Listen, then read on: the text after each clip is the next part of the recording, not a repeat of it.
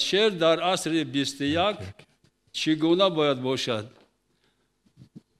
شعر در عصر 21 همچنین در عصر 20. این گپ بسیار میشه، این گپ بسیاره که این شعر مثلا خصوصیت عمده و اساسی شعر عصر 20 و 21 همچنین این شعار است.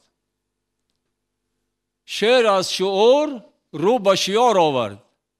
ما فهم این سخن نتوانستیم. واقعا شعر عصر 20 فقط تاجیک نه، شعر عصر 20 دنیا شعار بود و عصر 21 هم شعار می شود. اون شعرهای محرمانه و هر شعر زمان دارد. مثلا یک زمان شعر درویشی می گفتند، قلندری می گفتند، محرمانه می گفتند، خانقاهی می گفتند، درون غارات شیشتا غزل می گفتند. اون شعرهای محرمانه خانقاهی بودند. اون زمانش هم خیلی بود.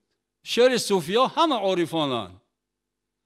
از همه خود عطار آمده تا مولانا می آید این طرف تا جامی همش همه عارفانند.